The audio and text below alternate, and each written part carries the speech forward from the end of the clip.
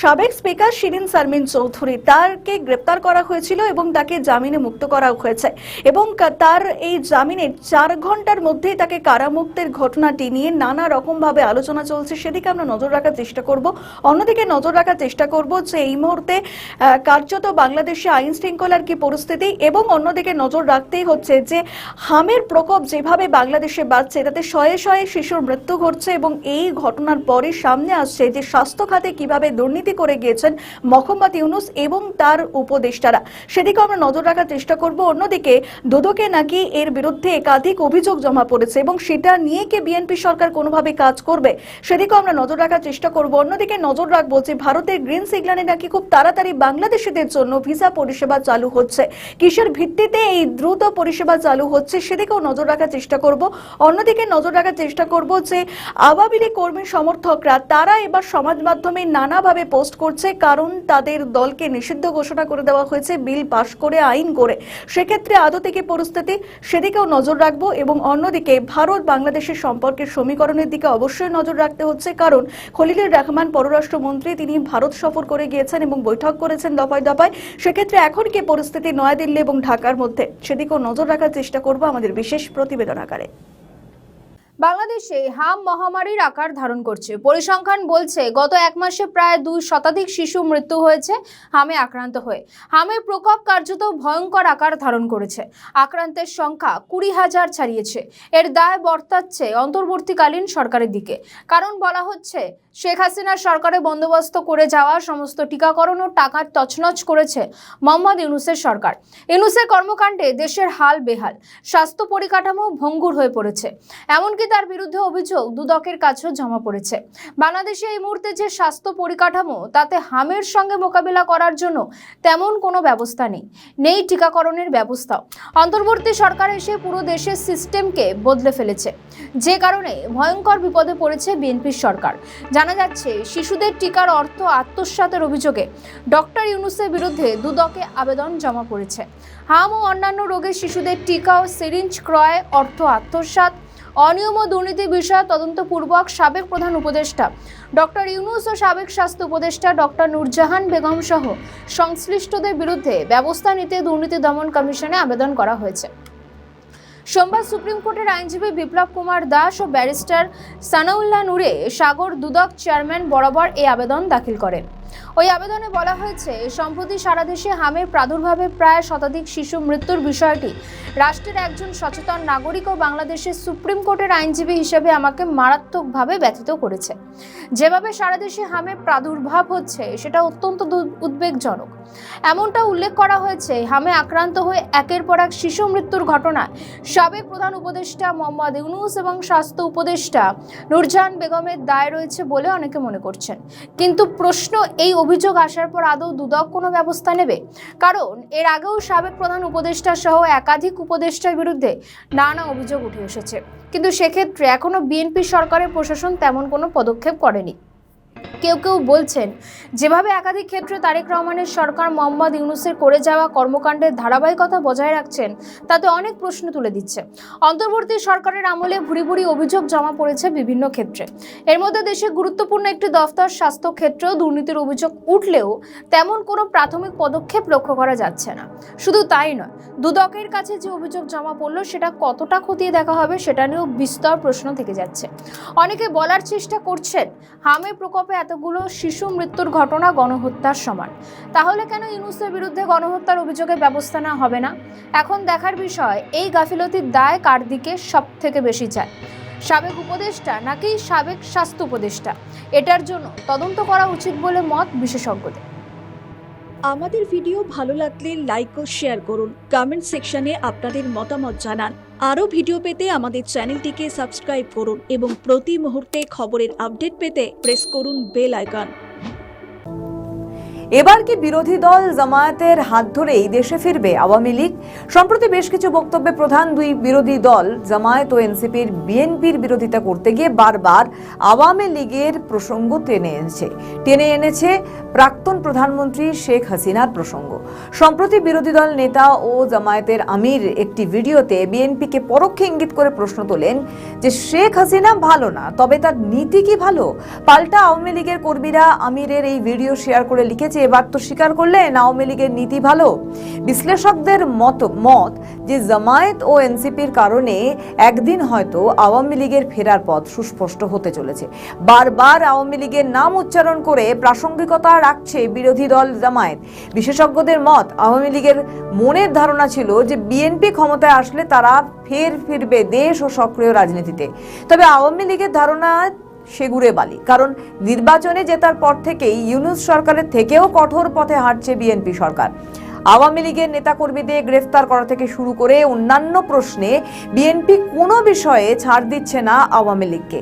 সংসদের শাস্তির বিধান রেখে অধ্যাদেশ পাশ করে বিএনপি যেন আরো কড়া অবস্থান নিয়েছে। বিএনপির বিরুদ্ধে আওয়ামী লীগের আঁতাতের যোগ কোথাও যেন মিথ্যে প্রমাণিত হচ্ছে। এখানে বিএনপির সিদ্ধান্ত কিন্তু দৃশ্যমান, তবে অদৃশ্য হলো জামায়াতের সাথে আওয়ামী লীগের সম্পর্ক। ঐতিহাসিকভাবে জামায়াত হলো মুক্ত রাজনীতির শ্রেষ্ঠ। আওয়ামী লীগ এখন কি করবে, এটাই এখন বড় প্রশ্ন। মনে করা হচ্ছে আওয়ামী লীগের নেতাকর্মীদের বড় অংশ জেল হেফাজতে রয়েছেন। এখন একমাত্র পথ কেন্দ্রীয় নেতাদের দেশে এসে আদালতের সম্মুখীন হওয়া। কিন্তু এই ঝুঁকি কি নেবেন নেতারা? তাদের এক একজন সাম্রাজ্য গড়ে তুলেছেন। সূত্রের খবর, আওয়ামী লীগের তৃণমূল স্তরের নেতারা বলছেন যে দলের শীর্ষস্থানীয় নেতাদের দেশে ফেরা উচিত। অনেকে বলছেন শীর্ষস্থানীয় নেতারা এলাকায় থাকছেন বটে, ব্যবসাও করছেন, কিন্তু রাজনীতি নতুন করে শুরু করার ইচ্ছে বোধ হয় তাদের নেই। হাসিনার কথায় ওই শীর্ষস্থানীয় নেতারা আদালতে যাওয়ার ঝুঁকি আদৌ নেবেন কিনা তা নিয়ে রয়েছে একটা বড়সড় প্রশ্ন। স্বয়ং হাসিনাও আগের অবস্থানে নেই। সূত্র বলছে হাসিনা কাতারে যাবেন, কিন্তু সেখানে গেলে আওয়ামী লীগের রাজনীতি কিন্তু আরো কঠিন হয়ে যাবে। দলের তৃণমূলের নেতা কর্মীরা দল ছাড়তে শুরু করলে কফিনে পেরেক পড়বে আওয়ামী লীগের, এমনই বিশেষজ্ঞদের মত। বিএনপি তাদের তৃণমূল স্তর মজবুত বলে এগিয়ে চলেছে, আওয়ামী লীগের অবস্থান আরো কঠিন। এতদিন বিএনপির ওপর যে পরোক্ষে ভরসা রেখেছিল আওয়ামী লীগ, তা একেবারে ভেস্তে গেল বলেই মনে করছে বিশেষজ্ঞরা। একদিকে সংসদে অধ্যাদেশ পাস, অন্যদিকে আওয়ামী লীগ নেতৃত্ব প্রাক্তন স্পিকার শিরীন শারমিন চৌধুরী গ্রেফতারি বিএনপির অবস্থানকে যে কঠোর থেকে কঠোরতর করে স্পষ্ট করছে আওয়ামী লীগের সাথে আঁতাত নেই, সেটা কিন্তু স্পষ্ট। ভরসা ছিল ভারত, কিন্তু ভারতও আওয়ামী লীগ প্রসঙ্গে মুখ কেটেছে কুলু। এখন দেখার বিষয়, নয়া কোন কৌশল অবলম্বন করে আওয়ামী লীগ নাকি বিলীন হতে চলেছে উপমহাসাগরের প্রাচীন এই দলটি। শেখ হাসিনাকে কি ফেরাবে ভারত?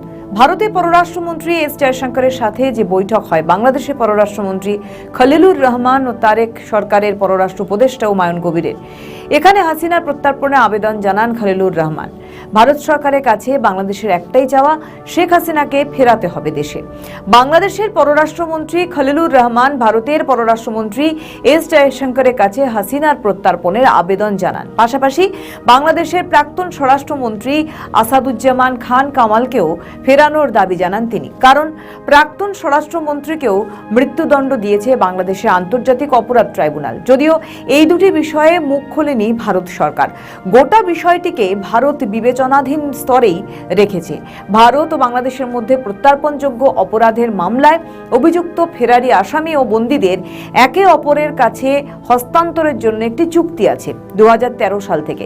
কিন্তু বর্তমানে ভারতে থাকা প্রাক্তন প্রধানমন্ত্রী শেখ হাসিনার বিরুদ্ধে তাঁর দেশে একাধিক মামলা থাকলেও 2013 চুক্তির আওতায় তাকে ফেরানো যাবে সেই সম্ভাবনা নেই বলেই বিশেষজ্ঞরা ভাবছেন। কারণ ওই চুক্তিতে এমন কিছু শর্ত আছে যার যে কোনো একটাকে ব্যবহার করে ভারত এই অনুরোধ প্রত্যাখ্যান করতে পারে। ভারত ও বাংলাদেশের মধ্যে 2013 সালের প্রত্যর্পণ চুক্তিতে একটি গুরুত্বপূর্ণ ধারা রয়েছে, সেটি হলো যার হস্তান্তরের জন্য অনুরোধ জানানো হচ্ছে তার বিরুদ্ধে অভিযোগ যদি রাজনৈতিক হয় তাহলে তা অনুরোধ খারিজ করা যাবে। এছাড়া হাসিনার বিরুদ্ধে বাংলাদেশে যে সমস্ত মামলা দায়ের হয়েছে তার কোনোটিতেও যদি আদালত ফেরারি হাসিনার বিরুদ্ধে গ্রেপ্তারি পরোয়ানা জারির নির্দেশ দেয় তাহলে তার ভিত্তিতেই বাংলাদেশ সরকার ভারতের কাছে তার হস্তান্তরের অনুরোধ জানাতে পারবে। এছাড়াও এই চুক্তিতে এমন কিছু ধারা আছে তা প্রয়োগ করে অনুরোধ প্রাপক দেশ তা খারিজ করার অধিকার রাখে। যেমন অনুরোধ প্রাপক দেশেও যদি ওই ব্যক্তির বিরুদ্ধে কোনো প্রত্যর্পণযোগ্য অপরাধের মামলা চলে তাহলে সেটা দেখে অন্য দেশের অনুরোধ খারিজ করা যায়। কিন্তু হাসিনার ক্ষেত্রে এই নীতি কিন্তু একেবারেই খাটে না, কারণ ভারতে হাসিনার বিরুদ্ধে কোনো মামলা হয়নি বা হচ্ছে না। ফলে নানা আইনি জটিলতা দেখিয়ে ভারত এই অনুরোধ খারিজ করতে পারে দীর্ঘদিনের জন্য, এমনটাই বিশেষজ্ঞদের মত। হাসিনার প্রসঙ্গ এই বৈঠকে না তোলা হলে বাংলাদেশের দুই বিরোধী দল জামায়াত ইসলামী ও এনসিপি তারেক সরকারের বিরুদ্ধে সরব হবে।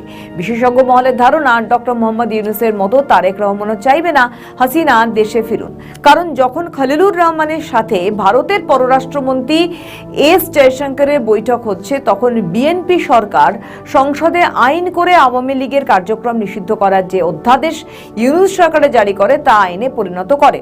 ফলে আওয়ামী লীগের ক্ষেত্রে কঠোর অবস্থান নিল তারেক সরকার, কারণ বিশেষজ্ঞদের মত হাসিনা দেশে ফিরলে ফের সক্রিয় হবে আওয়ামী লীগ। ফলে প্রশ্ন হলো, হাসিনাকে ফেরানোর বিষয়ে ভারত সরকারের কি অবস্থান? হাসিনা ও আসাদুজ্জামানকে ফেরানো অনেক কঠিন হয়ে পড়েছে ভারতের তরফে, কারণ মৃত্যুদণ্ডপ্রাপ্ত আসামির প্রত্যর্পণ খুব একটা কিন্তু সহজ বিষয় নয়। আন্তর্জাতিক অনেক নিয়মকানুন আছে যা ভারত কনভেনশন, ডিক্লারেশন অর্থাৎ ঘোষণা সনদে স্বাক্ষরকারী দেশ। ফলে কাউকে মৃত্যুর মুখে ঠেলে দেওয়ার মতো চরম সিদ্ধান্ত ভারত সরকারের পক্ষে নেওয়া যথেষ্ট কঠিন। রাষ্ট্রসংঘের অধীনে আন্তর্জাতিক আইন কানুন আছে, সেগুলিকে যদি মান্যতা দিতে হয় তাহলে সেটি কখনোই সম্ভব নয় সহজে হাসিনাকে ভারত থেকে দেশে ফেরানো।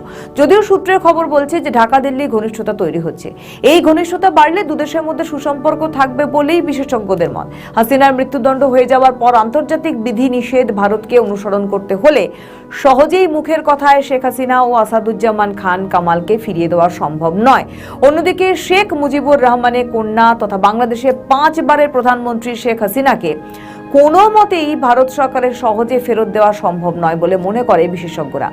গণতন্ত্রকে হত্যা করার অভিযোগেই হাসিনা ক্ষমতাচ্যুত হন এবং মামলার অধীনে পড়েন, সেগুলি আইনের মাপকাঠিতে বিচার করা হবে। এছাড়া সম্প্রতি লন্ডনে একটি আইনি সংস্থার তরফে বাংলাদেশের আন্তর্জাতিক অপরাধ ট্রাইব্যুনালকে হাসিনার মৃত্যুদণ্ড রদের দাবি তোলে, কারণ আসামির অনুপস্থিতিতে এই মৃত্যুদণ্ড বা অন্যান্য মামলা দায়ের বেআইনি বলে দাবি ওই আইনি সংস্থার। আওয়ামী লীগ বাংলাদেশের মুক্তিযুদ্ধে প্রধান সংগঠক দল, সেই দলের নেত্রী শেখ হাসিনা। ফলে এই সূত্র ধরে বাংলাদেশের সঙ্গে ভারতের সম্পর্ক রয়েছে, সেটা অস্বীকার করা যায় না। ফলে এক্ষেত্রেও মৃত্যুদণ্ডের সাজাপ্রাপ্ত হাসিনাকে দেশে ফেরানো সম্ভব হবে না ভারতের পক্ষে। হাসিনার শাসনকালে ভারতের সঙ্গে বাংলাদেশের সুসম্পর্ককে কেন্দ্র করে ভারতের সমালোচনা করে জামায়াত ইসলামী, বিএনপি। তাদের অভিযোগ ছিল যে ভারত একতরফা শুধুমাত্র আওয়ামী লীগের সঙ্গে ও শেখ হাসিনার সঙ্গে সম্পর্ক রেখেছিল। এই সম্পর্ক বাংলাদেশ লাভবান হওয়ার পাশাপাশি উপকৃত কিন্তু ভারতও হয়েছিল। যেমন বাংলাদেশের মাটিতে ভারত বিরোধী জঙ্গি তৎপরতাতে মদত দেয়নি কিন্তু হাসিনা সরকার, যদিও মৌলবাদী শক্তির প্রতি হাসিনা নরম মনোভাব নিয়েছিল বলে একটা সময় তাকে সমালোচিত হতে হয়েছিল। তারপরেও ভারতের পূর্বাঞ্চল ও ভারতের উত্তর পূর্বাঞ্চল মোটের ওপর শান্ত ছিল হাসিনার সরকারের সময়। ভারত এখন তারেক রহমান সরকারের সাথে ঘনিষ্ঠ সম্পর্ক গড়ে তুলতে চায়, তারেক রহমান সরকারও অবশ্যই। তবে হাসিনার সঙ্গে ভারতের যে সম্পর্ক ছিল তেমনই সুসম্পর্ক ভারতের প্রত্যাশা রয়েছে তারেক সরকারের কাছে। তাই ভারতের প্রত্যাশা বাংলাদেশের মাটি যেন ভারতের বিরুদ্ধে ব্যবহৃত না হয়, কোনো শক্তি যেন ভারত বিরোধী উস্কানিমূলক কর্মকাণ্ড না করে, ভারতে অনুপ্রবেশ করে ভারতকে ক্ষতি না করে বাংলাদেশ থেকে কোনো জঙ্গি। বাংলাদেশে পররাষ্ট্রমন্ত্রী খলিলুর রহমানের ভারত সফর যে একটি সৌজন্যমূলক সফর ছিল তা বাংলাদেশের তথা ভারতের পররাষ্ট্র মন্ত্রণালয় থেকে এই বিবৃতিতে প্রকাশ হয়। প্রশ্ন হলো, পারস্পরিক ইস্যুগুলো ভারত বাংলাদেশের কোন দিকে এখন মোড় নেয়? পাকিস্তান চীন থেকে 5ম প্রজন্মের যুদ্ধ বিমান আনছে, সেটি যে ভারতকে লক্ষ্য করেই তা বলার অপেক্ষা রাখে না। ভারতীয় বিমান বাহিনী বর্তমানে মাত্র 30টি স্কোয়াড্রন নিয়ে চলছে, যেখানে অনুমোদিত সংখ্যা 42টি। প্রতিবেশী দেশগুলোর পঞ্চম প্রজন্মের যুদ্ধবিমান থাকা বা শীঘ্রই পাওয়ার সম্ভাবনা দেখে আইএএফ এখন জরুরি ভিত্তিতে পঞ্চম প্রজন্মের ক্ষমতা বাড়ানোর কথা ভাবছে। আর এই প্রেক্ষাপটে রাশিয়ার Su-57 ফাইটার জেট ভারতের জন্য একটি গুরুত্বপূর্ণ প্রকল্প হয়ে উঠেছে। রাশিয়া ভারতকে 100টি পর্যন্ত Su-57 জেট সরবরাহের প্রস্তাব দিয়েছে, যার সঙ্গে থাকবে পূর্ণ প্রযুক্তি হস্তান্তর। হিন্দুস্তান অ্যারোনটিক্স লিমিটেড নাসিকে লোকাল কো প্রোডাকশন এবং যেখানে ড্রোন ট্রিমিং এর জন্য টুইন সিট ভ্যারিয়েন্ট। এইচএএল ইতিমধ্যেই জানিয়েছে যে বর্তমান Su-30 MKI উৎপাদন লাইনের প্রায় 50% সুবিধা Su-57 উৎপাদনে ব্যবহার করা যাবে। রাশিয়া এবং ফ্রান্স ছাড়া আর কোনো দেশ ভারতের জন্য নিরাপদ নয়। এই অবস্থায় দ্রুত পঞ্চম প্রজন্মের সক্ষমতা পাওয়া ভারতের জন্য কৌশলগত কারণেই ভীষণ জরুরি। Su-30 MKI এর অভিজ্ঞতার ভিত্তিতে লজিস্টিক, ট্রেনিং এবং মেইনটেনেন্সে কোনো নতুন সমস্যা হবে না। F-35 এর তুলনায় অনেক সস্তা এবং পশ্চিমা নিষেধাজ্ঞার ঝামেলা নেই। এছাড়া MCA প্রকল্প পাকাপাকি না হওয়া পর্যন্ত 2030 সাল পর্যন্ত শক্তিশালী ব্রিজ হিসাবে কাজ করবে। রাশিয়ার নিজস্ব Su-57 ফ্লিট এখনো ছোট, 30টি অপারেশনাল, নতুন ইঞ্জিন এখনো পুরোপুরি পরিণত নয়। স্টেলথ ক্ষমতা, সেন্সর ফিউশন এবং যুদ্ধ প্রস্তুতি নিয়ে কিছু প্রশ্ন রয়েছে। বড় অর্ডার দিলে MCA, তেজস এবং অন্যান্য দেশীয় প্রকল্পের বাজেটে চাপ পড়তে পারে। ভূ রাজনৈতিক ভারসাম্য নষ্ট হওয়ার আশঙ্কা। বিশেষজ্ঞদের মতে 114টি রাফাল ডিল নিয়ে বিলম্ব হচ্ছে বলে Su-57 বিকল্প হিসেবে সামনে এসেছে। তবে এটি কোনো সহজ সিদ্ধান্ত নয়। জরুরি অপারেশনাল প্রয়োজন এবং দীর্ঘমেয়াদী আত্মনির্ভরতার মধ্যে সঠিক ভারসাম্য রক্ষা করাই এখন সবচেয়ে বড় চ্যালেঞ্জ। ব্যুরো রিপোর্ট, নিউজ বর্তমান।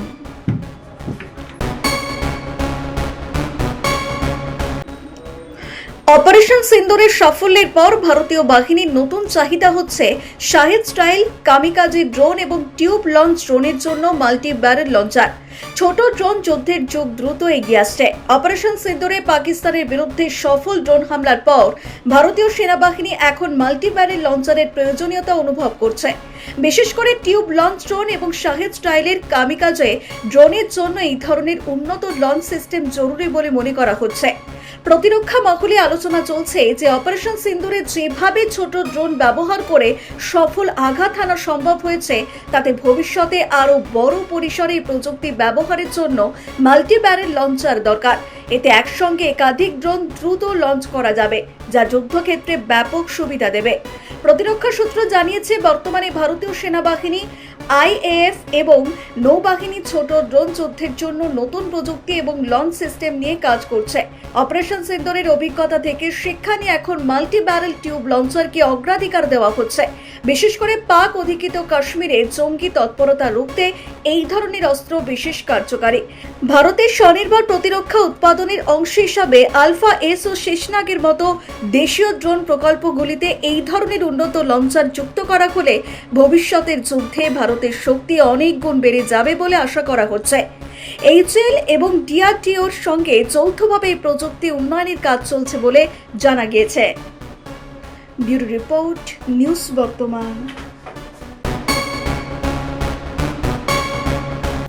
বাংলাদেশে পালা বদলের সঙ্গে সঙ্গে সেদেশ থেকে এক প্রকার নিষিদ্ধ হয়েছে আওয়ামী লীগ। ছাত্র আন্দোলনের সময় থেকে তৎকালীন সাবেক প্রধানমন্ত্রী শেখ হাসিনা বাংলাদেশ ছেড়ে ভারতের আশ্রয়ে এসে রয়েছেন। নেত্রী হাসিনা ভারতে অবস্থান করলেও বাংলাদেশের মানুষের প্রতি টান আজও বর্তমান। হাসিনা বরাবর ভারত থেকে সোশ্যাল যোগাযোগের মাধ্যমে যেখানে বিভিন্ন ক্ষেত্রে তিনি আওয়ামী লীগের নেতা কর্মীদের এবং লক্ষ লক্ষ সমর্থকদের উদ্দেশ্যে বিভিন্ন সময় বক্তব্য দিয়ে থাকেন। শেখ হাসিনা আজও বিশ্বাস করেন মানুষের মন থেকে আওয়ামী লীগকে মুছে ফেলা যাবে না। কাজেই আসন্ন বাংলার নববর্ষ যেমন এবার বাংলার মানুষ পালন করে, একইভাবে বাংলাদেশেও বেশ আড়ম্বরপূর্ণভাবে পালিত হয় বাংলা নববর্ষ। এবছর বাংলা নববর্ষকে কেন্দ্র করে নেত্রী হাসিনা বাংলাদেশের উদ্দেশ্যে একটি ভিডিও প্রকাশ করেছেন, যেখানে দেখা যাচ্ছে শেখ হাসিনা পহেলা বৈশাখ উপলক্ষে দেশবাসীকে বাংলা নববর্ষের শুভেচ্ছা জানিয়েছেন। শুভেচ্ছা বার্তায় তিনি বাঙালির ঐতিহ্য, সংস্কৃতি এবং অসাম্প্রদায়িক চেতনার গুরুত্ব তুলে ধরেন।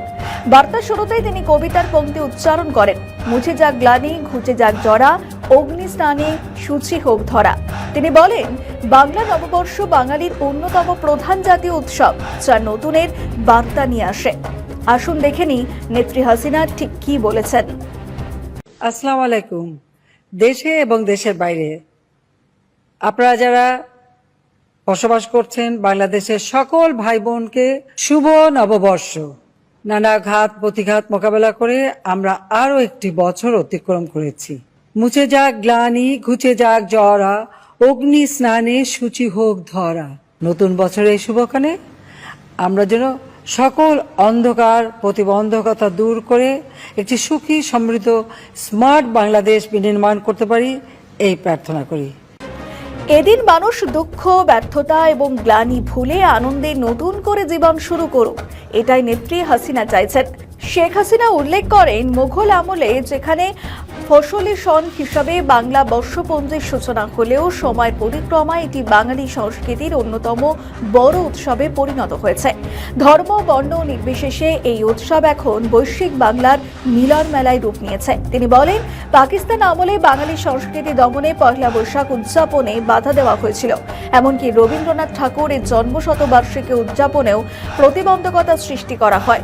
স্বাধীনতার পর পয়লা বৈশাখ বাঙালির ঐক্য এবং জাগরণের প্রতীকে পরিণত হয়। বাংলাদেশের সাবেক প্রধানমন্ত্রী আরও বলেন, মঙ্গল শোভাযাত্রা এখন বিশ্ব ঐতিহ্যের অংশ, যা ইউনেস্কো স্বীকৃতি দিয়েছে।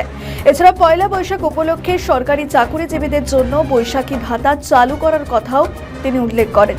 তিনি অভিযোগ করেন, স্বাধীনতা বিরোধী শক্তি এবং অসাংবিধানিক সরকারগুলো বিভিন্ন সময় উৎসবকে বাধাগ্রস্ত করার চেষ্টা করেছে। এমনকি মঙ্গল শোভাযাত্রার নাম পরিবর্তনের উদ্যোগও নেওয়া হয়েছে। বার্তার শেষাংশে তিনি বলেন, বৈশাখী উৎসবের অগ্রযাত্রার মধ্য দিয়ে অসাম্প্রদায়িক বাংলাদেশ প্রতিষ্ঠা পাবে বলে তিনি আশাবাদ ব্যক্ত করেন। সবাইকে আবারও নববর্ষের শুভেচ্ছা জানিয়ে তিনি বলেন, জয় বাংলা, জয় বঙ্গবন্ধু। আধার কেটে ভোর হোক, বাংলাদেশ চিরজীবী হোক। অর্থাৎ শেখ হাসিনা তার বাংলাদেশের প্রতি টান আজও বর্তমানে দাঁড়িয়ে সে দেশের বিএনপি সরকারের প্রধান তারেক রহমান প্রধানমন্ত্রী হিসাবে বাংলাদেশের ক্ষমতার সিংহাসনে বসেই ইউনূসের পথে হেঁটেই আওয়ামী লীগকে অফিসিয়ালি নিষিদ্ধ করলেও নেত্রী হাসিনা এবং সাধারণ আওয়ামী লীগের সমর্থকদের মনে আজও বর্তমান, একদিন সময় আসবে বাংলাদেশে আবার হাসিনা হাসবে। বাংলাদেশের প্রধানমন্ত্রী তারেক রহমানকে হুমকি এনসিপি নেতা সার্জিস আলমের। কিরকম হুমকি? দেশে কোনো টানেল বা সুড়ঙ্গ করে পার পাওয়া যাবে না, এমনটাই হুঙ্কার এই ছাত্রনেতার। হঠাৎ এমন হুমকি কেন? এরপরও কি এই ছাত্রনেতারা পার পেয়ে যাবেন? একসময় সেনাপ্রধান জেনারেল ওয়াকারুজ্জামানকে কটু কথা হুমকি দিতে সেনাপ্রধান জবাব দিয়েছিলেন, ওরা অবুঝ, ওরা বয়সে ছোট, তাই নাকি এমন কথা বলছে। তখন অবশ্য এই নেতারা অন্তর্বর্তীকালীন সরকারকে ক্ষমতায় বসিয়ে ক্ষমতার স্বাদ গ্রহণ করত। কিন্তু এখন তো পরিস্থিতি একেবারেই আলাদা, নেই ইউনূসের জামানা। আর এই ছাত্রনেতাও পরাজিত হয়েছে নির্বাচনে। ফলে কিসের ভিত্তিতে এবং কোন ক্ষমতা বলে এমন কথা বললেন? এরপরও কি সেনাপ্রধানের ভাষাতেই জবাব দেবেন তারেক রহমান, নাকি পরিস্থিতি জটিল হতে চলেছে? কেউ কেউ আবার এই প্রশ্ন তুলছেন যে বাংলাদেশ কি গৃহযুদ্ধে জড়িয়ে পড়ছে? বাংকার আর টানেল বানিয়ে লাভ হবে না বলছেন সার্জিস আলম। সোমবার ফেসবুকে নিজের ভেরিফাইড আইডিতে এক পোস্ট করে এমন মন্তব্য করেন তিনি। সার্জিস বলে, জনরায়ের বিপক্ষে গিয়ে সংসদীয় সৌরতন্ত্র কায়েম করার চেষ্টা করলে এস আলমের লুটপাটের আশ্রয়দাতা হলে বাংকার আর টানেল যাই বানান কোনো লাভ হবে না।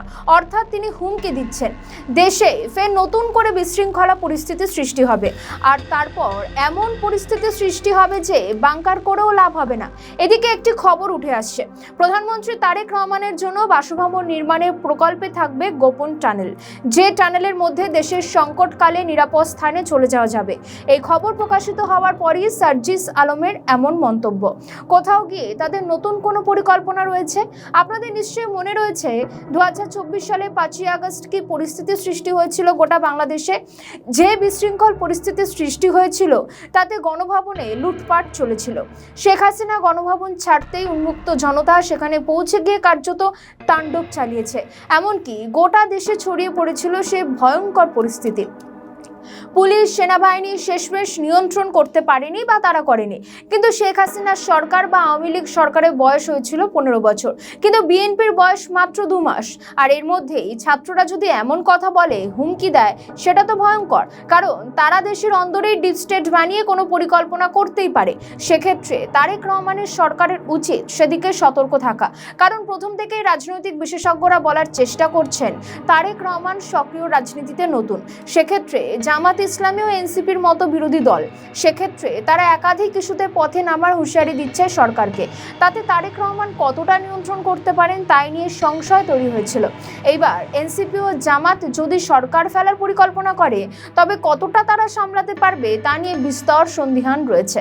এখন দেখার পরিস্থিতি ঠিক কোন দিকে যায়। আমাদের ভিডিও ভালো লাগলে লাইক ও শেয়ার করুন, কমেন্ট সেকশনে আপনাদের মতামত জানান। আরও ভিডিও পেতে আমাদের চ্যানেলটিকে সাবস্ক্রাইব করুন এবং প্রতি মুহূর্তে খবরের আপডেট পেতে প্রেস করুন বেল আইকন। আওয়ামী লীগের সাবেক স্পিকার শিরিন শারমিন চৌধুরীর জামিন হয়েছে। জামিনের প্রায় 4 ঘন্টার মধ্যে তিনি কারামুক্ত হয়েছেন। অনেকে তখন আলোচনা করছিলেন, তবে কি এটা আওয়ামী লীগের ফিরে আসার সিগন্যাল? এর মধ্যে একটি গুরুত্বপূর্ণ খবর, ভারত বাংলাদেশিদের জন্য ভিসা পরিষেবা চালু করছে। তবে কি ভিসা চালু হওয়া এবং শিরিন শারমিন চৌধুরীর জামিন পাওয়ার মধ্যে কোনো সম্পর্ক রয়েছে? দিল্লির সঙ্গে কি ঢাকার কোনো সমঝোতা হয়েছে? এমন প্রশ্ন উঠছে। ভারতের তরফে ঘোষণা করা হয়েছে বাংলাদেশের জন্য ভিসা কার্যক্রম শুরু হচ্ছে। এদিকে বাংলাদেশে এটা ঘোষণা করেছেন প্রধানমন্ত্রী তারেক রহমানের পররাষ্ট্র বিষয়ক উপদেষ্টা হুমায়ুন কবির। তিনি জানিয়েছেন আগামী সপ্তাহে ভারত বাংলাদেশে ভিসা কার্যক্রম শুরু করছে। এর আগে বলা হয়েছিল ভিসা পরিষেবা শুরু হতে কয়েক সপ্তাহ সময় লাগবে, কিন্তু এখন দেখা যাচ্ছে ওই কয়েক সপ্তাহটাই আগামী সপ্তাহ। আর এখানেই অনেকে বলার চেষ্টা করছেন, তবে কি নতুন কোনো সমঝোতা হয়েছে? কিছুদিন আগেই পররাষ্ট্রমন্ত্রী খালিলুর রহমান ভারত সফরে গিয়েছিলেন। ভারতের বিদেশমন্ত্রী এস জয়শঙ্করের সঙ্গে বৈঠক হয়েছে। এরপরই বাংলাদেশিদের জন্য ভিসার বিষয়ে ইতিবাচক বিষয় সামনে আসে। হুমায়ুন কবির বলেন, বাংলাদেশি নাগরিকদের চিকিৎসা ব্যবসায়িক ভিসার চালুর বিষয়টি নিশ্চিত করেছে ভারত, সেটা আগামী সপ্তাহ থেকে। সচিবালয়ে তারেক রহমানের সঙ্গে রুটিন বৈঠকের পরে সংবাদ মাধ্যমকে এমনটাই জানান হুমায়ুন কবির। জুলাইয়ের গণ অভ্যুত্থানের পর বাংলাদেশের তৎকালীন প্রধানমন্ত্রী শেখ হাসিনাকে ভারতে আশ্রয়ের কারণে ভারতের সঙ্গে সম্পর্কের অবনতি ঘটে। এরপরই ভারত ভিসা নিয়ে কড়াকড়ি করে। শুধু তাই নয়, দুদেশের মধ্যে সম্পর্কের চরম অবনতি ঘটে। বিএনপি ক্ষমতায় এসে দুদেশের সম্পর্ক স্বাভাবিক পর্যায়ে পৌঁছয়। এমনকি তারেক রহমান প্রধানমন্ত্রী হওয়ার পর খালিলুর রহমানের ভারত সফর, যেটা অনেক বেশি তাৎপর্যপূর্ণ। খালিলুর রহমানের 9 তারিখ ভারত সফর শেষ হয়েছে, আর 13 তারিখ তিনি ভিসা পরিষেবা চালুর কথা বলছেন। মাঝে 4 দিনের ব্যবধান। তার আগে শিরিন শারমিনের জামিন হয়েছে। কোথাও গিয়ে এই দুই ঘটনার সঙ্গে অনেকে মিলিয়ে দেওয়ার চেষ্টা করছেন, কারণ কিছুদিন ধরে বিভিন্ন গণমাধ্যম বলার চেষ্টা করছে এই সফরে ভারত 3 থেকে 4টি শর্ত দিয়েছে বাংলাদেশকে। সেই শর্তগুলির মধ্যে ছিল শিরিন শারমিন চৌধুরীর এই গ্রেফতারির নিন্দা জানানো এবং তার দ্রুত মুক্তি দেওয়া, চিন্ময় কৃষ্ণ প্রভুর মুক্তি দেওয়া, আওয়ামী লীগের ওপর থেকে নিষেধাজ্ঞা তুলে নিয়ে মূল স্রোতে ফিরিয়ে আনা। এমনটাই অনেক গণমাধ্যম বলার চেষ্টা করছিলেন। এই সমস্ত আলোচনার মধ্যে শিরিন শারমিন চৌধুরীর জামিন হয়, কিন্তু শিরিন শারমিনের বিরুদ্ধে আরও 5টি মামলা রয়েছে। অনেকে মনে করছেন সেটাও কিছুদিনের মধ্যেই শেষ হয়ে যাবে। পাশাপাশি চিন্ময় প্রভুও জামিন পেয়ে যাবেন। কিন্তু সবকিছু হলেও আওয়ামী লীগের নিষেধাজ্ঞা কি আদৌ তুলে নেবে বিএনপি সরকার? সে চেষ্টা কি করবে বিএনপি? কারণ বিল পাস করিয়ে আইন তৈরি করে কার্যত নিষিদ্ধ করা হয়েছে আওয়ামী লীগকে। এখন দেখার এই পরিস্থিতি কোন দিকে যায়। আমাদের ভিডিও ভালো লাগলে লাইক ও শেয়ার করুন, কমেন্ট সেকশনে আপনাদের মতামত জানান। আরও ভিডিও পেতে আমাদের চ্যানেলটিকে সাবস্ক্রাইব করুন এবং প্রতি মুহূর্তে খবরের আপডেট পেতে প্রেস করুন বেল আইকন। আগামী 48 ঘন্টায় বাংলাদেশে ও দেশের বাইরে কি কি ঘটনা ঘটতে পারে যাতে রাজনীতির সমীকরণ পরিবর্তন করতে পারে?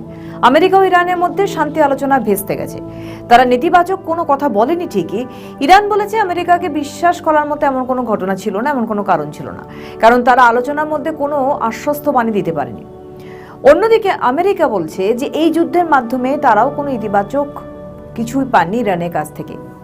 এই বৈঠকে যেমন তাদের হরমুজ প্রণালীতে আমেরিকার একচ্ছত্র আধিপত্য থাকবে, পরমাণু কর্মসূচি আমেরিকা চালিয়ে যাবে কোনো বাধা ছাড়াই, স্বভাবতই এটা মানেনি ইরান।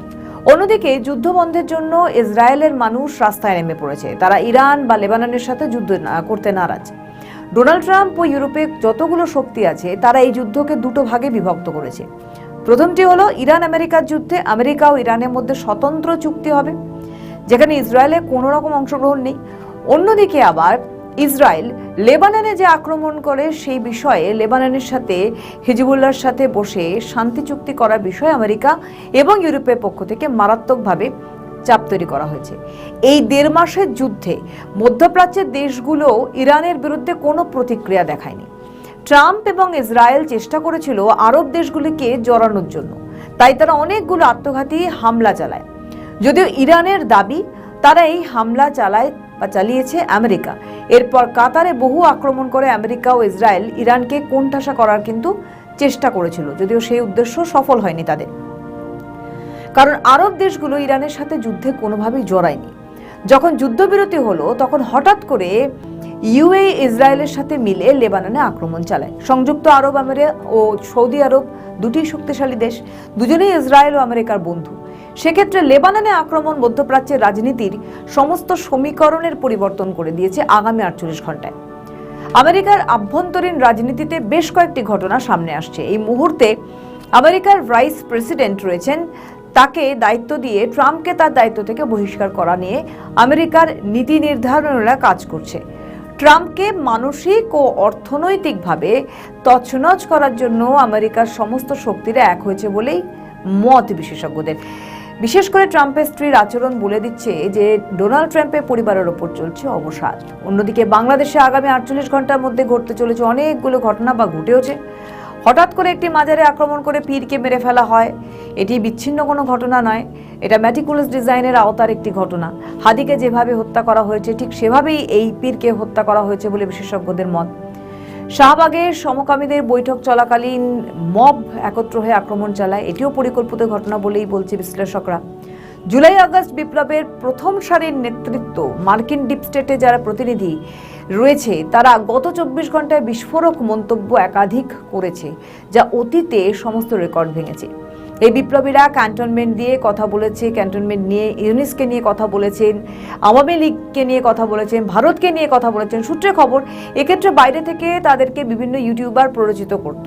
এবার কোনো ইনফ্লুয়েন্সার না থাকলেও দেশের ভিতরের রাজনীতিবিদ, ছাত্র সংসদের নেতৃত্বরা বেশ কিছু ইঙ্গিতপূর্ণ কথা বলে সরকারকে লাল কার্ড দেখাচ্ছে, অর্থাৎ তারেক সরকারকে ফেলে দেওয়ার হুঁশিয়ারি দিচ্ছে তারা। সরকারকে পাসপোর্টের মেয়াদ বৃদ্ধির জন্য বিপ্লবীদের পক্ষ থেকে নির্দেশ দেওয়া হয়, এমনকি ভারত থেকে কোনো হেলিকপ্টার আসবে না তা সরকারকে সাফ জানিয়ে দেয় বিপ্লবীরা। এদিকে সরকারের পক্ষ থেকে তেল সংকট কাটানোর আপ্রাণ প্রচেষ্টা চালাচ্ছে তারেক সরকার। ফুয়েল কাট, কিউআর পদ্ধতিতে তেল দেওয়া, অ্যাপসের মাধ্যমে তেল দেওয়া। বিরোধী দল ওয়াকআউট করেছে ইতিমধ্যেই।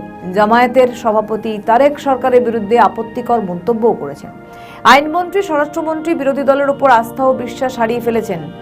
তবে কি হতে চলেছে যে 48 ঘন্টায় বাংলাদেশে কিছু পরিবর্তন যা বদলে দেবে রাজনৈতিক সমীকরণ?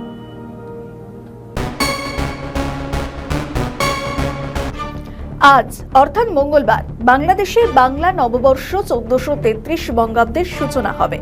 গত কয়েকদিন ধরে সেদেশে বাংলা নববর্ষ উদযাপনের প্রস্তুতি চলছে। এটি তারেক রহমানের সরকারের ক্ষমতার সিংহাসনে বসার প্রথম বাংলা নববর্ষ। কাজেই বিএনপি দলের পক্ষ থেকে বাংলা নববর্ষকে কেন্দ্র করে বাংলাদেশের সাজো সাজো রথ তৈরি হয়েছে। ইতিমধ্যে বাংলাদেশ এক চরম সংকটতম মুহূর্ত কাটাচ্ছে। জ্বালানি সংকট এবং আর্থিক সীমাবদ্ধতার কারণে বাংলাদেশের নবনিযুক্ত সরকারের পক্ষ থেকে আলোকসজ্জা এড়িয়ে চলার অনুরোধ করা হয়েছে। বিগত বহু বছরের মতো আজও বাংলাদেশের রাজধানী ঢাকা সহ গোটা বাংলাদেশ জুড়ে নববর্ষের শোভাযাত্রা বের হবে। সন্ধ্যা পর্যন্ত চলবে নববর্ষ উদযাপন উৎসব। ঢাকা বিশ্ববিদ্যালয়ে আয়োজিত বর্ষবরণের শোভাযাত্রার এবার নামকরণ করা হয়েছে বৈশাখী শোভাযাত্রা। গত 3 দশকের 3বার এই শোভাযাত্রার নাম বদল হয়েছে। 9 দশকের গোড়ায় শোভাযাত্রা শুরু হয়েছিল মঙ্গল শোভাযাত্রা নামে। গত বছর মোহাম্মদ ইউনূসের অন্তর্বর্তী সরকারের সময়ে বিশ্ববিদ্যালয় কর্তৃপক্ষ মঙ্গল শোভাযাত্রার নাম বদলে আনন্দ শোভাযাত্রা রাখে। এবারও বিশ্ববিদ্যালয় কর্তৃপক্ষ আনন্দ শোভাযাত্রার নাম বহাল রেখেছিল। তবে সংস্কৃতি মন্ত্রী নিতাই রায়চৌধুরী মঙ্গল এবং আনন্দ কোনো নামেই সায় দেয়নি। তিনি নাম রেখেছেন বৈশাখী শোভাযাত্রা। আনন্দ হবে না, মঙ্গল হবে না, নতুন নামে হবে, সেটাই কন্টিনিউ করতে থাকবে। এটা হবে বৈশাখী শোভাযাত্রা। বৈশাখী শোভাযাত্রা, বৈশাখী মেলা, বৈশাখী শোভাযাত্রা, সবই বৈশাখী। বাংলা নববর্ষ উপলক্ষে বাংলাদেশের নবনিযুক্ত প্রধানমন্ত্রী তারেক রহমান দেশবাসীকে শুভেচ্ছা জানিয়েছেন। দেশবাসীর উদ্দেশ্যে প্রদত্ত বাণীতে তিনি বলেছেন, পয়লা বৈশাখ আমাদের জাতিসত্তা, ইতিহাস, সংস্কৃতি এবং আত্মপরিচয়ের এক অনন্য প্রতীক এবং নতুন বছরের আগমন পুরনো জীর্ণতা এবং গ্লানি পিছনে ফেলে সামনে এগিয়ে যাওয়ার প্রেরণা যোগায়। তারেক রহমান আরও বলেছেন, পয়লা বৈশাখের সঙ্গে অঞ্চলে কৃষি, প্রকৃতি এবং কৃষিভিত্তিক অর্থনৈতিক কর্মকাণ্ডের সম্পর্ক অত্যন্ত নিবিড়। তথ্য প্রযুক্তির এই আধুনিক সময়েও প্রকৃতির সঙ্গে সামঞ্জস্য রেখে কৃষক তার ফসল উৎপাদনের সময় নির্ধারণ করেন। বাংলার হাজার বছরের ঐতিহ্য, লোক সংস্কৃতি, কৃষ্টি এবং মূল্যবোধের ধারাবাহিকতা পয়লা বৈশাখের মধ্য দিয়েই নতুন করে উজ্জীবিত হয়। তার কথায়, বৈশাখী মেলা, শোভাযাত্রা এবং হালখাতার মতো ঐতিহ্যবাহী আয়োজন আমাদের সংস্কৃতির বহুমাত্রিক সৌন্দর্যকে তুলে ধরে এবং জাতীয় ঐক্যবোধকে আরও শক্তিশালী করে। বাংলা নববর্ষ নতুন প্রত্যাশা এবং সম্ভাবনার বার্তা নিয়ে আসে। প্রকৃতির নবজাগরণ এবং মানুষের অন্তরের আশাবাদ মিলেমিশে সৃষ্টি করে উৎসবমুখর পরিবেশ। তিনি এও বলেন, দীর্ঘ 1.5 দশকের শোষণ শাসনের অবসানের পর গত 12 ফেব্রুয়ারি অনুষ্ঠিত জাতীয় নির্বাচনের মাধ্যমে নতুন গণতান্ত্রিক সরকারি যাত্রা শুরু হয়েছে। দায়িত্ব গ্রহণের পর থেকে রাষ্ট্র এবং সমাজের সব শ্রেণী পেশার মানুষের জীবনমান উন্নয়নে বিভিন্ন কর্মসূচি বাস্তবায়ন শুরু হয়েছে। বাংলাদেশের প্রধানমন্ত্রী তথা বিএনপি সভাপতি তারেক রহমান বলেছেন, নির্বাচনী অঙ্গীকার বাস্তবায়নের অংশ হিসাবে সরকার ইতিমধ্যেই ফ্যামিলি কার্ড, ক্রীড়া কার্ড, খাল খনন কর্মসূচি এবং ইমাম, মুয়াজ্জিন, খতিব সহ অন্যান্য ধর্মের ধর্মগুরুদের জন্য আর্থিক সহায়তা কর্মসূচি চালু করেছে। কৃষক, কৃষি এবং কৃষি অর্থনীতির সঙ্গে সম্পৃক্ত বাংলা নববর্ষের প্রথম দিন থেকেই শুরু হচ্ছে কৃষক কার্ড প্রদান কর্মসূচি।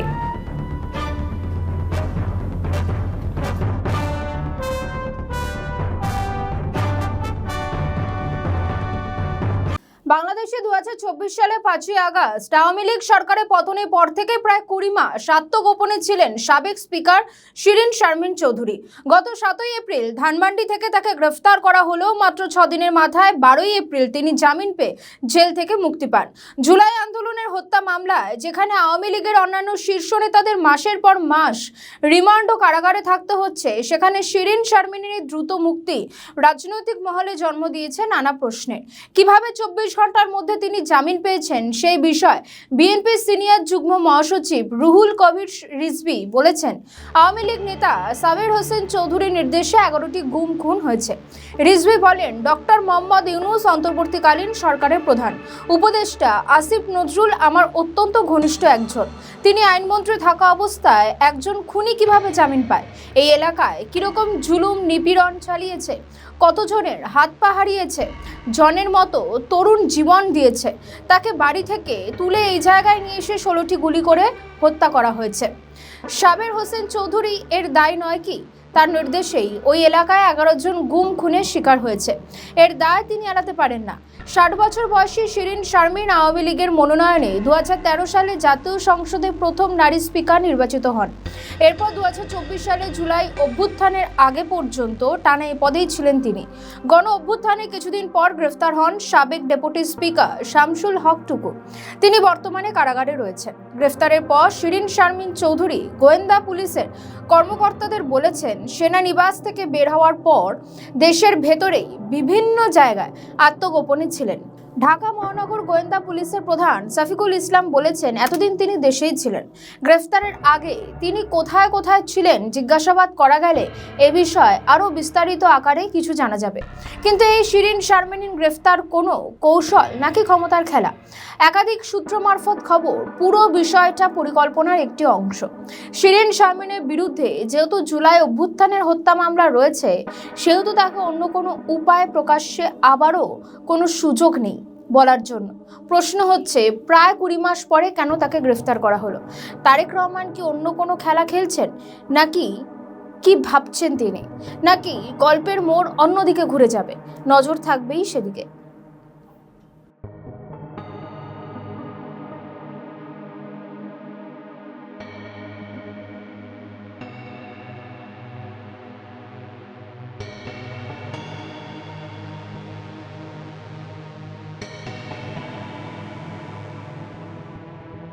আমাদের ভিডিও ভালো লাগলে লাইক ও শেয়ার করুন। কমেন্ট সেকশনে আপনাদের মতামত জানান। আরও ভিডিও পেতে আমাদের চ্যানেলটিকে সাবস্ক্রাইব করুন এবং প্রতি মুহূর্তে খবরের আপডেট পেতে প্রেস করুন বেল আইকন। মোহাম্মদ ইউনূস ক্ষমতায় থেকে একের পর এক ঘটনা ঘটে গিয়েছে। সংবাদ মাধ্যম থেকে শুরু করে জনগণের উপর অত্যাচার চালিয়েছে ইউনূসের সরকার। কাউকে বিনা কারণে জেলে রাখা হয়েছে, কেউ আবার দেশ ছেড়ে পালিয়ে গেছে। দেশের একটি বড় দলকে নিষিদ্ধ করে রাখা হয়েছে। ইউনূস থাকাকালীন বাংলাদেশ লাগাম ছাড়া হয়ে গিয়েছিল বলাই যায়। তরুণ প্রজন্মের ছিল না কোনো আশার আলো। বহু টালবাহানার পর বাংলাদেশের জাতীয় সংসদ নির্বাচন হয়। সে নির্বাচনে বিএনপি ক্ষমতায় আসে। প্রমিলা বাহিনী যুগের অবসান ঘটে। নবমতম পুরুষ প্রধানমন্ত্রী হন তারেক রহমান। তারেক ক্ষমতায় এসে বলেছিল বাংলাদেশে আর মবের সন্ত্রাস হবে না, আর কোনো দুর্নীতি হবে না, তরুণ প্রজন্মের উন্নতি হবে। কিন্তু ক্ষমতা গ্রহণের 2 মাসের মধ্যেই দেখা যায় অন্য একটি ছবি। তারেক রহমানের সরকার আইন শৃঙ্খলার দিক থেকে সেভাবে কোনো ব্যবস্থাই নেয়নি। তারেকের সরকার যে ব্যর্থ একথা বলছে রাজনৈতিক বিশেষজ্ঞরা। সম্প্রতি ঘটে গিয়েছে একটি ঘটনা, তারপর থেকেই ওপার বাংলার আইন শৃঙ্খলা প্রশ্নের মুখে। কুষ্টিয়া দৌলতপুর উপজেলায় ধর্ম অবমাননার অভিযোগ তুলে আস্তানায় হামলা চালিয়ে এক পীরকে বেধড়ক পিটিয়ে ও কুপিয়ে হত্যা করা হয়েছে। এ সময় আস্তানায় ভাঙচুর ও অগ্নিসংযোগ করা হয়। শনিবার উপজেলার ফিলিপনগর ইউনিয়নের ফিলিপনগর গ্রামে এই ঘটনাটি ঘটে। নিহত ব্যক্তির নাম শামীম রেজা ওরফে জাহাঙ্গীর। স্থানীয় সূত্র মারফত জানা যায়, শামীম রেজা ফিলিপনগর গ্রামে মৃত জেছের আলীর ছেলে। তিনি ঢাকায় পড়াশোনা শেষ করে শিক্ষাগত পেশায় ছিলেন। পরে এলাকায় ফিরে এসে একটি আস্তানা গড়ে তোলেন। একটি পুরনো ভিডিওকে হাতিয়ার করে সুপরিকল্পিতভাবে এই ঘটনা ঘটানো হয়েছে। বাংলাদেশের পুলিশ বলছে তাদের কাছে ম্যান পাওয়ার কম ছিল, সেই কারণে এই ঘটনা ঘটেছে। দেখুন, এই পুলিশ কম এই কথা কিন্তু আজকে নতুন নয়। এই কথা ওপার বাংলার খুব পুরনো এবং প্রচলিত কথা। এর আগেও এই কথা শোনা গিয়েছে। 2021 সালের মে মাসে ধর্মীয় অনুভূতিতে আঘাত সহ বিভিন্ন অভিযোগে শামীম রেজার বিরুদ্ধে দৌলতপুর থানায় মামলা করা হয়। তখন পুলিশ তাকে গ্রেফতার করে কারাগারে পাঠিয়েছিল। দীর্ঘদিন কারাগারে থাকার পর মুক্তি পেয়ে তিনি আবার একই ধরনের কর্মকাণ্ড শুরু করেছেন বলে অভিযোগ করা আছে। কিন্তু প্রশ্ন হচ্ছে, কারা এই ভিডিও সমাজ মাধ্যমে ছড়ালো, কি কারণেই বা ছড়ালো, এই প্রশ্ন উঠতে শুরু করেছে। গোটা ঘটনার তদন্ত শুরু করেছে ওপার বাংলার পুলিশ। অন্যদিকে রাজধানীর শাহবাগে তরুণীদের ওপর হামলা চালানো হলো। তৌহিদি জনতার পরিচয়। একই সময় দেশের সর্বোচ্চ ক্ষমতাধর ব্যক্তি তারেক রহমান সপরিবারে নাটক দেখতে গেছিলেন। রাষ্ট্র যখন মবকে প্রশ্রয় দেয় তখন শহর থেকে গ্রাম সর্বত্রই ছড়িয়ে পড়ে সেটি। আর এই হত্যাকাণ্ড বাংলাদেশে ঘটছে তখন সেই সময় বাংলাদেশের প্রধানমন্ত্রী কিনা তারেক রহমান তিনি সপরিবারে নাটক দেখতে গেছেন। প্রধানমন্ত্রী প্রেস উইং জানিয়েছেন বিনোদনের জন্য নয়, শিশুদের উৎসাহ দিতে সেখানে তিনি গিয়েছিলেন। এর আগে বাংলাদেশের প্রধানমন্ত্রী তারেক রহমান মেয়েকে নিয়ে সিনেমা দেখতেও গেছিলেন। অন্যদিকে দিন দিন হামের প্রাদুর্ভাব বাড়ছে ওপার বাংলায়। আর এদিকে প্রধানমন্ত্রী তিনি কোনো ব্যবস্থা না নিয়ে এসব কাজ করছেন। কিন্তু এই কাজ যদি হাসিনার সরকার করত তাহলে একাধিক প্রশ্নচিহ্নের মুখে সে সরকার থাকতো। তাহলে কি বিএনপি সরকারের দিকেও আঙুল তুলছে অনেকে? বিএনপি সরকার কি করবে তার ব্যর্থতা তো সামনে চলে এসেছে। সরে যাবে নাকি উপযুক্ত ব্যবস্থা নেবে প্রত্যেকটি পদক্ষেপে? কি হবে নজর থাকবে সেদিকেই। আমাদের ভিডিও ভালো লাগলে লাইক ও শেয়ার করুন। কমেন্ট সেকশনে আপনাদের মতামত জানান। আরও ভিডিও পেতে আমাদের চ্যানেলটিকে সাবস্ক্রাইব করুন এবং প্রতি মুহূর্তে খবরের আপডেট পেতে প্রেস করুন বেল আইকন। বর্তমান পরিস্থিতির মধ্যে দাঁড়িয়ে ভারত ততটা তেল সংকটের মধ্যে না থাকলেও বাংলাদেশের তেল সংকট চূড়ান্ত পর্যায়ে পৌঁছেছে। এই সংকটের মুহূর্তে বাংলাদেশ ভারতকে পাশে চাইছে। মধ্যপ্রাচ্যে যুদ্ধের পরিস্থিতিতে বিপর্যস্ত বাংলাদেশ, জ্বালানির সংকট তৈরি হয়েছে। বাংলাদেশের সংকট পরিস্থিতিতে পাশে দাঁড়িয়েছে ভারত। দফায় দফায় ডিজেল পাঠিয়েছে বাংলাদেশে। আবারও একবার ভারতের শরণাপন্ন হতে চলেছে বাংলাদেশ। জানা গিয়েছে রাশিয়ার থেকে তেল কিনে ভারতে পরিশোধন করবে বাংলাদেশ। জ্বালানি পরিস্থিতি স্বাভাবিক পর্যায়ে আনার জন্য এমনই পরিকল্পনা করছে বাংলাদেশ। ভারতের সঙ্গে একটি চুক্তি সম্পন্ন করতে পারে বাংলাদেশ। দ্য বিজনেস স্ট্যান্ডার্ডের প্রতিবেদন অনুযায়ী বাংলাদেশ রাশিয়ার থেকে তেল কিনবে, ভারত সেই তেল পরিশোধন করবে, পরে পরিশোধিত জ্বালানি বাংলাদেশ ভারতের থেকে আমদানি করবে। রাশিয়া থেকে তেল আমদানি থেকে পরিশোধ সব খরচ বহন করবে বাংলাদেশে। বাংলাদেশের একটি মাত্র পরিশোধনাগার রয়েছে, কিন্তু তা পশ্চিম এশিয়ার তেল প্রক্রিয়াকরণের জন্য ব্যবহৃত হয়। কিন্তু রাশিয়ার ভারী ক্রুড অয়েল সেখানে সহজে পরিশোধন করা যায় না, তাই রাশিয়ার তেল পরিশোধনের জন্য অন্য দেশের উপর নির্ভর করতে হচ্ছে। তবে এই পরিকল্পনা নিয়ে কিছু উদ্বেগও রয়েছে। বিশেষজ্ঞরা সতর্ক করে দিয়েছেন, একক দেশের উপর অতিরিক্ত নির্ভরতা ভবিষ্যতে ঝুঁকি তৈরি করতে পারে। পাশাপাশি বৈশ্বিক তেলের বাজার অস্থির হওয়ায় দীর্ঘমেয়াদী চুক্তি ঝুঁকিপূর্ণ হতে পারে। এদিকে বাংলাদেশে ধাপে ধাপে ডিজেল পাঠাচ্ছে ভারত। 2024 সালে শেখ হাসিনা গদিচ্যুত হওয়ার পর ভারত বাংলাদেশ মৈত্রী পাইপলাইন বন্ধ হয়ে যায়। তারেক রহমান প্রধানমন্ত্রী হিসেবে দায়িত্ব গ্রহণের পর ফের পাইপলাইনের ডিজেল সাপ্লাই শুরু হয়েছে। পশ্চিম এশিয়া যুদ্ধ পরিস্থিতিতে ভারতের কাছে ডিজেলের আবেদন করে বাংলাদেশ, আর সেই আবেদন মেনেই এপ্রিল মাসে অসমের নিউমালিগড় তৈল শোধনাগার থেকে মোট 40,000 টন ডিজেল পাঠানো হবে বাংলাদেশের পার্বতীপুর ডিপোয়। রাশিয়া থেকে অপরিশোধিত তেল কিনে ভারতে তা শোধন করে ফের আমদানি করার পরিকল্পনা করছে বাংলাদেশ, যা দক্ষিণ এশিয়ার জ্বালানি সহযোগিতায় নতুন দিশা দেখাতে পারে। বর্তমান পরিস্থিতিতে জ্বালানি নিরাপত্তা নিশ্চিত করাই ঢাকার প্রধান লক্ষ্য। সূত্রে খবর, বাংলাদেশ রাশিয়া থেকে ক্রুড অয়েল কিনবে আর সেই তেল শোধন করবে ভারত। পরে পরিশোধিত জ্বালানি আবার বাংলাদেশে আমদানি করা হবে। পুরো প্রক্রিয়ার খরচও বহন করবে বাংলাদেশে। আর এই পরিকল্পনার পিছনে রয়েছে বাস্তব সমস্যা। বাংলাদেশের একমাত্র রিফাইনারি পশ্চিম এশিয়ার হালকা তেলের জন্য উপযোগী হলেও রাশিয়ার ভারী ক্রুড সেখানে কার্যকরভাবে শোধন করা যায় না। ফলে বিকল্প হিসেবে ভারতের উন্নত রিফাইনিং অবকাঠামোর উপর নির্ভরতা বাড়ছে। আর এই সহযোগিতার পিছনে রয়েছে সাম্প্রতিক রাজনৈতিক পরিবর্তনও। তবে এই কৌশল নিয়ে প্রশ্ন উঠছে। বিশেষজ্ঞদের একাংশ মনে করছেন, একক দেশ বা নির্দিষ্ট রুটের উপর অতিরিক্ত নির্ভরতা ভবিষ্যতে ঝুঁকি বাড়াতে পারে। পাশাপাশি বৈশ্বিক তেলের বাজারের অস্থিরতা দীর্ঘমেয়াদী চুক্তিকে অনিশ্চিত করে তুলতে পারে। এদিকে বিকল্প উৎস খুঁজতেও সক্রিয় হয়েছে বাংলাদেশ। সব মিলিয়ে এই নতুন পরিকল্পনা শুধু জ্বালানি সংকট মোকাবিলার উপায় নয়, বরং আঞ্চলিক কূটনীতি এবং অর্থনৈতিক সম্পর্কেরও গুরুত্বপূর্ণ ইঙ্গিত বহন করছে। আর এতে করে ভারত যে ত্রাতা হিসেবে বাংলাদেশের পাশে সবসময় থাকে, অতীতেও ছিল, ভবিষ্যতেও থাকবে, তা নিশ্চিত করে জানিয়েছে নয়াদিল্লি।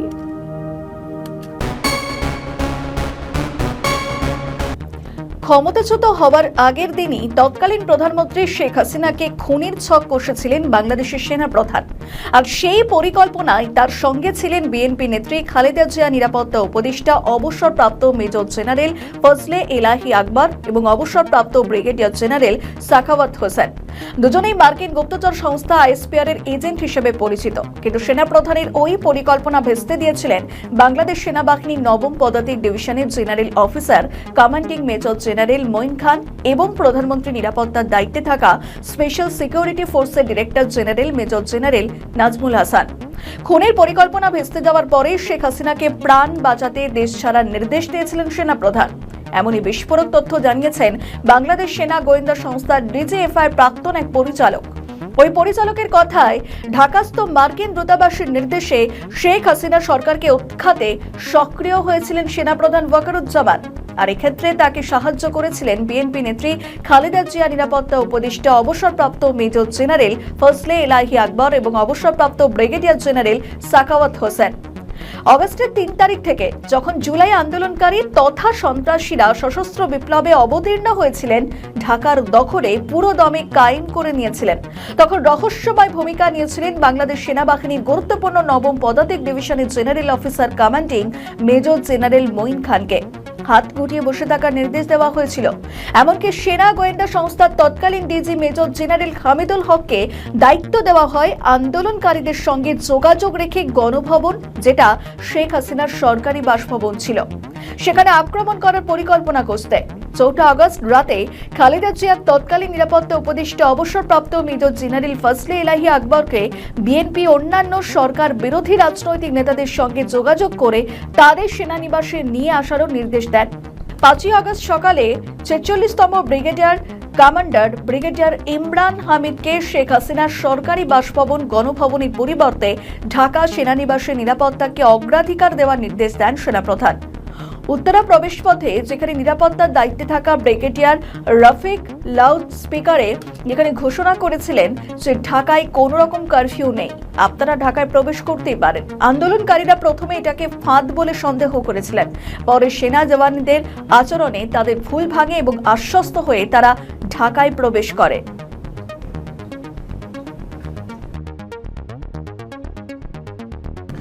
তারেক রহমান 2 মাস বাংলাদেশে এসে ওপার বাংলার ছবিটা একেবারেই পাল্টে গেছে। তারেক ভারতের বিরুদ্ধে গিয়ে নয়, ভারতের হয়ে বারবার কথা বলছে। ভারতের সঙ্গে বন্ধুত্ব বাড়ানোর আরো চেষ্টা করছে তারেক রহমান। মধ্যপ্রাচ্যের যে যুদ্ধ চলছে, সেই যুদ্ধের কারণে অন্যান্য দেশের মতো বাংলাদেশও পড়েছে সমস্যায়। কেউ তেল না দিলেও ভারত বাংলাদেশকে সাহায্য করছে, আর নানা রকম সমস্যায় পড়ে তবে কি সেটা বুঝতে পেরেছে তারেক যে এবার ভারতের দিকে ঝুঁকতে হবে? এর পিছনে নাকি রয়েছে অন্য কোনো রহস্য?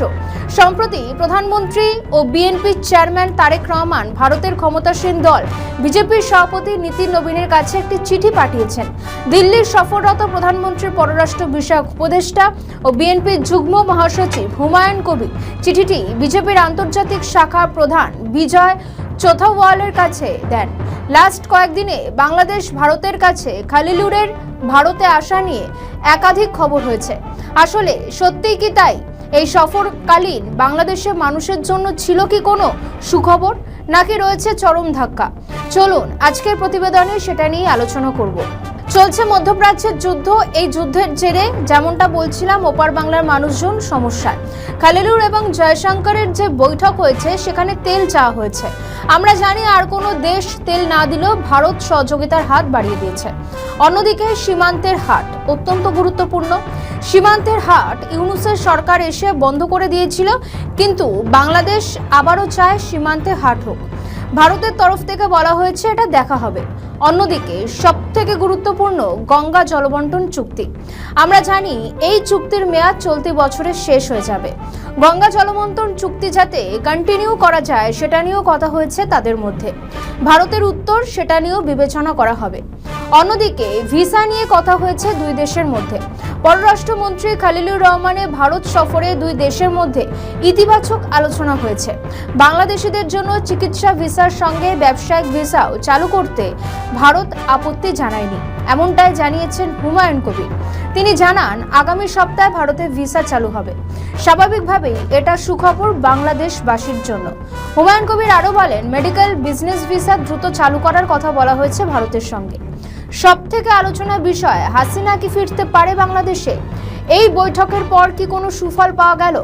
হাসিনাকে চাওয়া হয়েছে বাংলাদেশের তরফে, কিন্তু হাসিনাকে ফেরত দিতে রাজি হয়নি ভারত।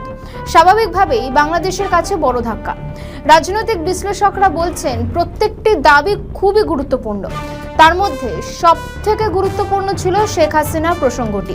সেটাতেই ধাক্কা খেল ওপার বাংলার নেতারা। এখন প্রশ্ন উঠছে, এরপরও কি ভারত বাংলাদেশের বন্ধুত্ব বাড়বে, নাকি আরো তলানিতে গিয়ে ঠেকবে? কোন দিকে এগোবে জল? নজর থাকবে সেদিকে। যেদিন শিরিন শারমিনকে গ্রেপ্তার করা হয় সেদিন বাংলাদেশের পররাষ্ট্রমন্ত্রী খলিলুর রহমান ভারত সফর করেন। যে ভারত সফর অত্যন্ত গুরুত্বপূর্ণ বাংলাদেশ। শিরিন শারমিনের বিরুদ্ধে গণ অভ্যুত্থানের সময় সংগঠিত হত্যা মামলা সহ 6টি মামলার নথি পাওয়া গিয়েছে। সাবেক স্পিকার ডক্টর শিরিন শারমিন চৌধুরীকে গ্রেপ্তার করেছিল পুলিশ। ধানমন্ডির বাড়ি থেকে তাকে গ্রেপ্তার করা হয়। এমনকি তার বিরুদ্ধে যে গুরুতর অভিযোগ, তার ভিত্তিতে তাকে আদালতেও পাঠানো হয়। কিন্তু মাত্র 6 দিনের মধ্যে তাকে জামিন দেওয়া হয়। জানা যায়, গত বছর অক্টোবরে লাল পাসপোর্ট জমা দিয়ে এই বাড়ির ঠিকানাতেই নতুন সাধারণ পাসপোর্টের জন্য আবেদন করেন শিরিন শারমিন। প্রশাসনের কর্মকর্তারা তার বাড়িতে গিয়ে প্রয়োজনীয় নথি তথ্য সংগ্রহ করেন, অর্থাৎ সরকার বা প্রশাসন জানত শিরিন শারমিন চৌধুরী ঠিক কোথায় রয়েছেন। তার বিরুদ্ধে অভিযোগ, তিনি নাকি আওয়ামী লীগকে বাংলাদেশে ফেরানোর জন্য বহু মানুষকে সংগঠিত করেছেন। শুধু তাই নয়, নিষিদ্ধ কর্মকাণ্ড পরিচালনা করতেন, যেটা বাংলাদেশের সামগ্রিক কর্মকাণ্ডকে ব্যাহত করে। এসবের ভিত্তিতে তাকে গ্রেপ্তার করা হয় এবং জামিনের 4 ঘন্টার মধ্যেই তিনি জেল থেকে বেরিয়েও আসেন। কেউ কেউ বলছেন শিরিন শারমিনের গ্রেপ্তার কৌশল, আবার কেউ কেউ বলছেন ক্ষমতার খেলা। শিরিন শারমিনের বিরুদ্ধে যেহেতু জুলাই আন্দোলনের হত্যা মামলা হয়েছে, তাই অন্য কোনো উপায়ে প্রকাশ্যে আনা বা মুক্ত করার সুযোগ নেই। তাই দায়ের হওয়া মামলায় আটক দেখিয়ে জামিনে বের করে আনা হবে। এই রকম একটি খবর প্রকাশের 4 দিনের মাথায় সাবেক স্পিকার জামিন পেলেন। যে কথা বলছিলাম, খলিলুর ভারত সফরের দিন শিরিন শারমিনকে গ্রেপ্তার করা হয়। খলিলুর ভারত সফরে এসে কোনো রকম কোনো উষ্ণ অভ্যর্থনা পাননি। খলিলুর ভারত সফরে আসা নিয়ে বাংলাদেশের গণমাধ্যম থেকে শুরু করে ভারতের গণমাধ্যম একাধিক বিষয়ে সামনে এনেছিল এবং তাদের মধ্যে নানা রকম কথা হতে পারে এমনটাও মনে করা হচ্ছিল, কিন্তু সেভাবে কথা হয়নি। মনে করা হচ্ছে শিরিন শারমিন চৌধুরীর মতো আরো অনেক কিছু করে দেখাতে হবে তারেক রহমান সরকারকে। ভারত সফর করাকালীন তাদের অনেক কাজ এবং কথাবার্তাও হয়েছে। তারেক রহমান ক্ষমতায় এসে সেনাবাহিনীকে যেভাবে সাজানো হয়েছে, সেনাবাহিনী বর্তমানে যথেষ্ট করা। খলিলুর ভারত সফর করায় অনেকগুলো বিষয় ইঙ্গিত কিন্তু পাওয়া যাচ্ছে। মনে করা হচ্ছে ভারতের কাছ থেকে একাধিক বিষয়ে সাহায্যের জন্য তারেক রহমান একাধিক পদক্ষেপ নেবে, কারণ বাংলাদেশে এমনি একাধিক সমস্যার মধ্যে রয়েছে। দীর্ঘ 35 বছর পর বাংলাদেশ একজন পুরুষ প্রধানমন্ত্রী পেয়েছে, যার আগে প্রায় 3.5 দশক নারী নেতৃত্ব দিয়েছিল, যেমন খালেদা জিয়া এবং শেখ হাসিনা দেশ শাসন করেছেন। জনগণ থেকে শুরু করে প্রত্যেকটি রাজনৈতিক দলের আশা বাংলাদেশের তারেক সেসব কাজ করছে, প্রত্যেকটি কাজের সুফল পাওয়া যাবে। তারেক ক্ষমতায় আসার পর দিল্লি যে খেলা শুরু করে দিয়েছে সেটা কিন্তু জলের মতো স্পষ্ট। আমাদের ভিডিও ভালো লাগলে লাইক ও শেয়ার করুন, কমেন্ট সেকশনে আপনাদের মতামত জানান। আরও ভিডিও পেতে আমাদের চ্যানেলটিকে সাবস্ক্রাইব করুন এবং প্রতি মুহূর্তে খবরের আপডেট পেতে প্রেস করুন বেল আইকন।